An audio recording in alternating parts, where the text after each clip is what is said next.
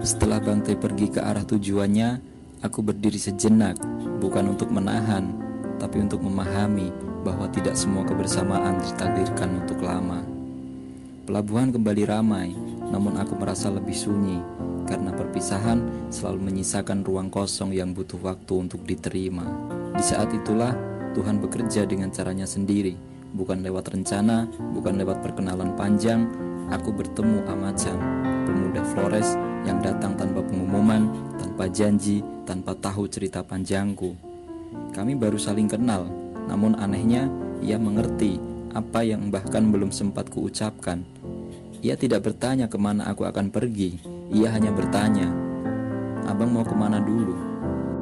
Amachan menemaniku di biak, detik demi detik, langkah demi langkah, bukan sebagai penunjuk arah, melainkan sebagai kawan berjalan. Kami berbagi diam, lebih sering daripada cerita, karena terkadang persahabatan tidak butuh banyak kata, cukup kehadiran yang tidak menuntut apa-apa. Di setiap perjalanan, aku belajar satu hal, Tuhan tidak selalu mengirimkan teman di awal cerita, kadang ia mengirimkannya tepat setelah kita kehilangan.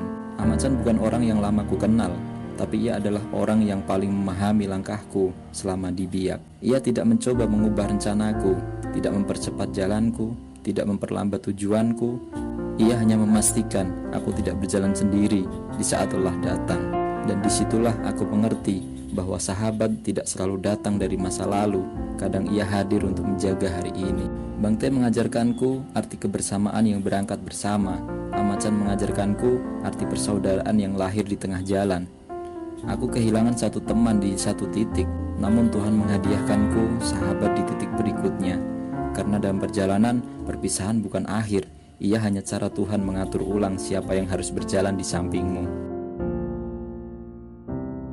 Petualangan kami di Pulau Biak tidak dimulai dari tempat yang ramai, melainkan dari sunyi yang menyimpan sejarah panjang.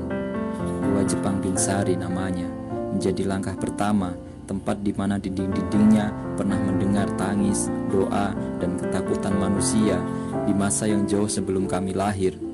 Aku dan Amachan datang dengan langkah pelan, karena di tempat seperti ini suara keras terasa tidak sopan.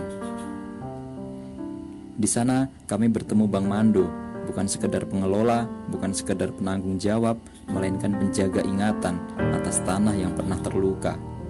Kami meminta izin bukan karena aturan semata, tapi karena hormat, karena sejarah tak pantas disentuh tanpa kesadaran. Bang Mando menemani kami bukan sebagai pengawas, melainkan sebagai bagian dari niat baik yang sama. Kami menanam pohon di kawasan yang menyimpan cerita perang. Tangan-tangan kami bekerja perlahan, saling membantu, saling diam. Tanah yang dulu menjadi saksi tentang perusakan, hari itu kami titip harapan, bukan untuk mengganti masa lalu, tapi untuk menenangkan masa depan. Kami menanam bukan agar terlihat hebat, bukan untuk dikenang, bukan untuk dipuji. Kami menanam karena percaya bahwa kebaikan tak selalu perlu penonton. Pohon itu mungkin akan tumbuh tinggi atau mungkin tumbuh pelan.